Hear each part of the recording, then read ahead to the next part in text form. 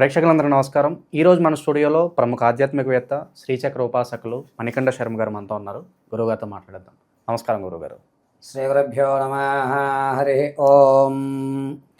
గురుగారు, జూన్ మాసంలో మకర రాశి వాళ్ళకి ఓవరాల్కి నెలంతా ఏ విధమైన ఫలితాలు ఉండబోతున్నాయి? ఎలాంటి జాగ్రత్తలు పరిహారాలు చేసుకోవాలి గురుగారు వీళ్ళు?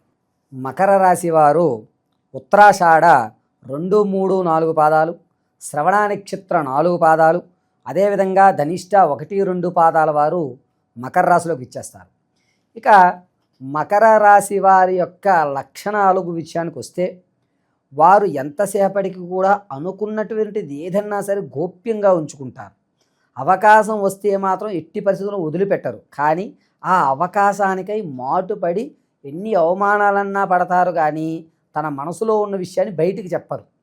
అవకాశం వచ్చినప్పుడు ఇతను ఇలా కూడా ఉపయోగపడతాడా అనేటువంటి విధానాన్ని ఏర్పరచుకుంటూ ఉంటారు.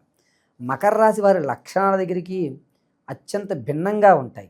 అందరూ ఆలోచించినట్టుగా కాకుండా కాస్త వ్యతిరేకంగా, వెరైటీగా, అంటే వ్యతిరేకం అంటే నలుగురు ఒక మాట అంటుంటే వీళ్ళు వ్యతిరేకంగా మాట్లాడతారు.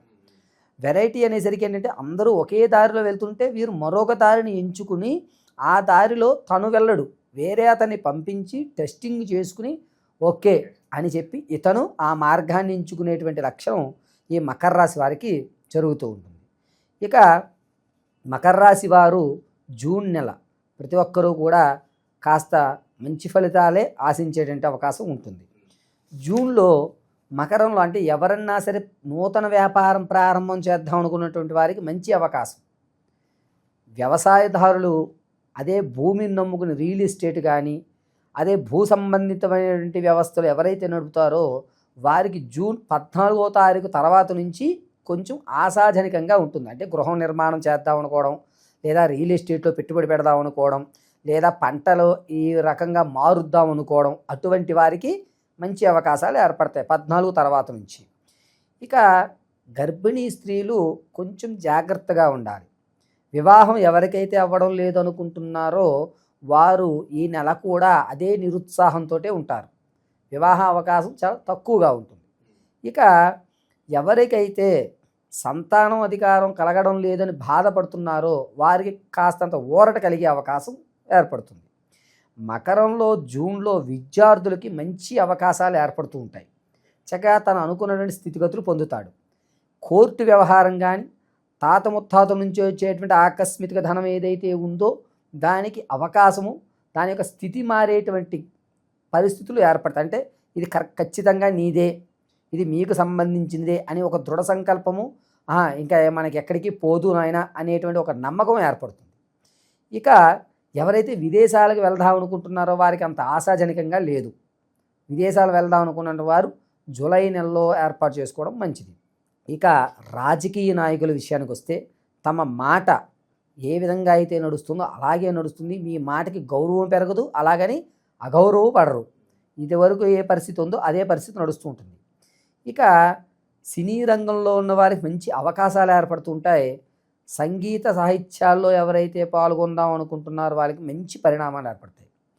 దంపతుల మధ్య కీచులాటలు ఏర్పడుతూ అన్యోన్యత తగ్గింది ఎవరైతే ఉంటారో వారికి కాస్త ఊరట కలిగి పెద్ద మనుషుల మధ్య ఆ సమస్య పరిష్కారం అయ్యి ఇరువురు కూడా ఒక మాట మీద నడవండి అని వారిని పరిష్కరించి సద్దుమడిగించే అవకాశమే కనబడుతూ ఉంటుంది.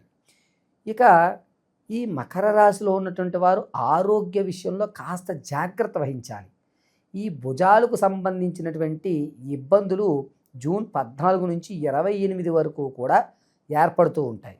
కాస్త జాగ్రత్తగా మీరు తినేటువంటి పదార్థాల మీద దృష్టి కేంద్రీకరించుకోవాలి మకరంలో ఉన్నటువంటి ప్రతి ఒక్కరూ కూడా. రెండవది ఏమిటంటే, జూన్ 18 నుంచి కూడా 24 వరకు ఏదన్నా వాహన ప్రయాణం చేసేటువంటి వారు చాలా జాగ్రత్తగా చేయండి. ఎందుకంటే ప్రమాదాలు కొని తెచ్చుకునేటువంటి అవకాశం ఏర్పడుతుంది. మకరంలో ఉన్నటువంటి ప్రతి ఒక్కరూ కూడా ప్రతి నిత్యము 3 వర్ణాలతో ఉన్నటువంటి పత్తితో, అంటే ఎరుపు, పసుపు, నలుపు, ఈ 3 వర్ణాలతో ఉన్నటువంటి పత్తితో ఆవదంతో దీపారాధన చేయడం మంచిది. వీరు నిత్యము కూడా ఓం క్లీం మహాదేవి అయిన మహా అని చెప్పుకోవడం చాలా విశిష్టమైనటువంటి ఫలితాన్ని అందిపుచ్చుకుంటుంటారు. వీరు నిత్యము తన శరీరం మీద ఉన్నటువంటి శ్రద్ధ వల్ల తన యొక్క శరీర ఛాయని పెంపొందించుకోవడానికి ధనాన్ని ఖర్చు పెడతారు. ధనం అనేటువంటిది ఎక్కువగానే ఖర్చు అవుతుంది. శరీర సౌందర్యానికి సంబంధించినటువంటి ప్రోడక్ట్లు కొనుక్కోవడం అనేటువంటిది అధికమవుతుంది. తనుగా సొంతంగా నేను ఖర్చు పెట్టుకుంటే తప్పేమిటి అనేటువంటి ధోరణికి వస్తారు జూన్ అంతా. ఇక చెప్పదగ్గ విషయం ఏంటంటే, కాస్త మీకు విలువైన వస్తువు ఏదైతే ఉందో దాన్ని మర్చిపోతారు పెట్టి. జూన్లో ఆ జ్ఞాపకం అంటే విలువైనటువంటి బంగారు ఆభరణం కానీ నష్టం కలిగే అవకాశం ఉంది. అయితే నష్టం అంటే పూర్తిగా పోదు, ఇంట్లోనే ఉంటుంది. ఈ నెలలో మీకు కనబడవు, తర్వాత మళ్ళీ జూలైలోనే అది కనబడతాయి. అంటే ఏదన్నా ఒక డాక్యుమెంట్ ఎక్కడో పెట్టి మర్చిపోవడము అటువంటివి జరుగుతాయి. టైమే గుర్తురావు, అవి కనపడవు, ఆ అవసరార్థం కనబడవు. కాబట్టి వీరు ఏంటంటే ఎప్పుడూ కూడా అమ్మవారి ధ్యానం చేసుకుని 3 వర్ణాలతో ఉన్నటువంటి పత్తితో దీపారాధన చేయడం వల్ల మీకు ఆ సమస్య కొంచెం తగ్గుతుంది. ఎప్పుడైనా సరే ఒకవేళ పొరపాటున మర్చిపోయారనుకోండి, ఆ రోజు సాయంత్రం వేళ అమ్మవారి ప్రతిమ ముందు లేదా ఒక ఫోటో ముందు నించుని ఒక చిన్న రాగి చెంబులో నీళ్లు పోసి ఆ నీటిలో ఒక 4 నుంచి 8 చుక్కల వరకు గోపంచకం చిలకరించుకుని శ్రీ మహాదేవ్యే మమరక్షతు అని చెప్పుకుంటూ ఆ నీళ్ళు ఇల్లంతా చిలకరించి ఒక 10 నిమిషాలు మీరు విడిచిపెట్టేయండి. ఆ తర్వాత మీకు జ్ఞప్తికి వచ్చేటువంటి అవకాశం కనబడుతుంది.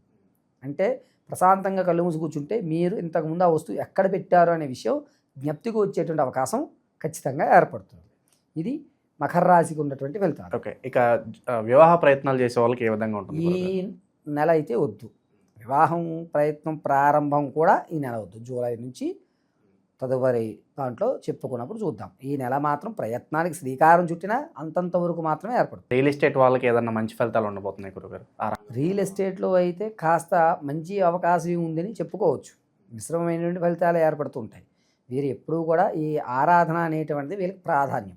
సో మాకంటూ కొత్త గుర్తింపు, కొత్త అవకాశాలు రావాలి అనుకునే వాళ్ళకి ఎలా ఉండబోతుంది? కొత్త అవకాశం రావాలి అనుకునేది జూన్ 14 తర్వాత నుంచి అవకాశం వచ్చేటువంటి విధంగా చేయడానికే నేను మీకు రెమెడీ చెప్పాను. అది ఆచరించడం వల్ల మిమ్మల్ని గుర్తిస్తారు. ఆ గుర్తింపుతోటి మీకు అవకాశం జూలై నెలలో ఏర్పడుతుంది. ఇప్పుడు విత్తనం వేస్తున్నారు జూన్లో, ఆ యొక్క మొక్క జూలైలో వస్తుంది. సో ప్రస్తుతం ఉన్న గ్రహస్థితి బట్టి గురుగారు వీళ్ళకి ఎలాంటి రెమెడీస్ బాగా అవసరం అంటారు? వీరు నిత్యము కూడా నవగ్రహ స్తోత్రం కానీ లేదంటే నేను చెప్పినట్టుగా అమ్మవారి బీజాక్షర మంత్రంతో చెప్పిన విధానాన్ని కానీ ఆచరించుకోవడం చాలా మంచిది. ఇలా చేసుకోవడం వల్ల ఎటువంటి ఇబ్బందులు రాకుండా అమ్మవారు కాపాడుతుంటారు. వీళ్ళు నిత్యము అమ్మవారి ధ్యానం ఆచరించడమే పరిపాటి మకర రాశి వారు. సో ఓవరాల్గా జూన్ నెలలో మకర రాశి వాళ్ళకి ఏ విధంగా ఉండబోతుందో చాలా బాగా వివరించారు గురుగారు. ధన్యవాదాలు. పరమేశ్వరార్పణమస్తు.